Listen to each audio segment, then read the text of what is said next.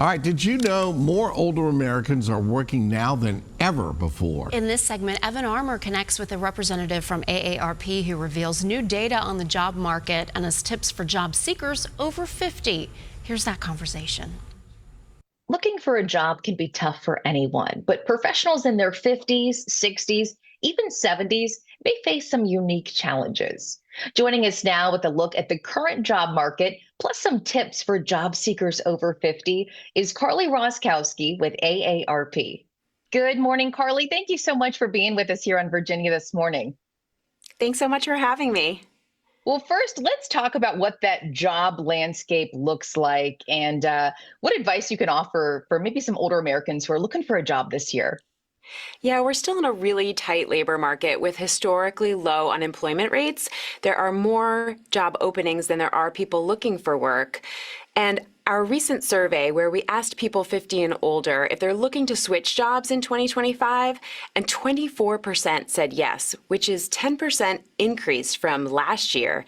And the data is also showing that there are more Americans looking to switch jobs now than at any point in the past decade.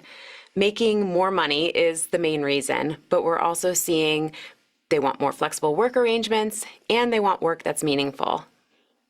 What are you hearing from this group? Are you hearing that they feel like their age is sort of in the way from finding a new job? Many professionals in their 50s, 60s, and 70s feel that age discrimination can hurt their chances of getting a new job or advancing in their current careers. And our AARP research consistently shows that 64% of people 50 and older have either seen or experienced age discrimination in the workplace.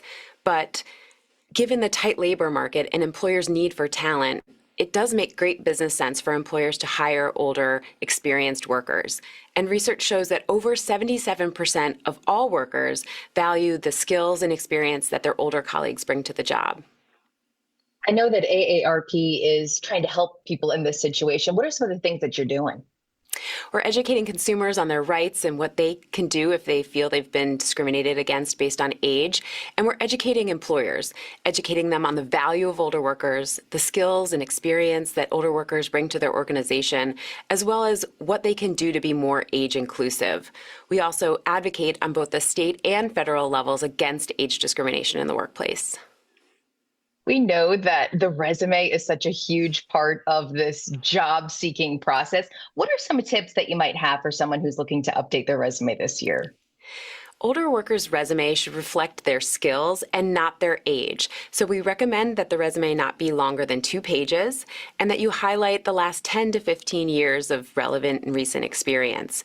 And while you want to include all of your credentials, you don't have to include graduation dates.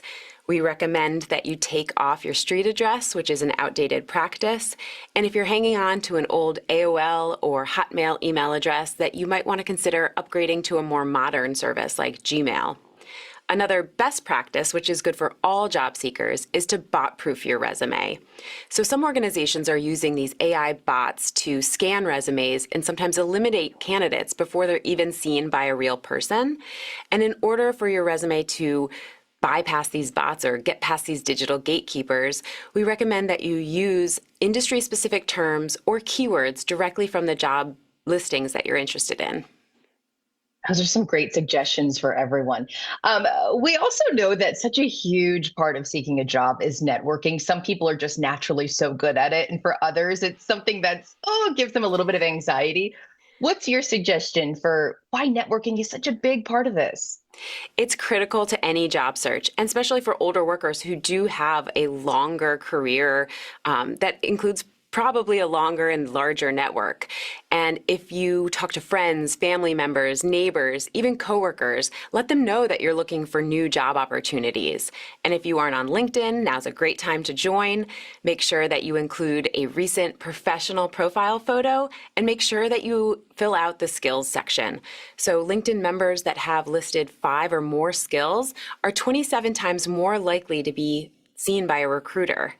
So important just to put yourself out there. You have to do it, advocate for yourself. What about some of the resources that AARP has for some older Americans who are looking for work right now? We have a ton of free resources for either job seekers or people looking to switch jobs or switch careers. Everything from articles to downloadable job search toolkits to on-demand webinars, and you can find them all at aarp.org/work. Carly, this is super duper helpful. Thank you so much for your time this morning and all those great suggestions and advice. Thanks for having me. And as always, we'll share all this information on our show website. Just head to virginiathismorning.com.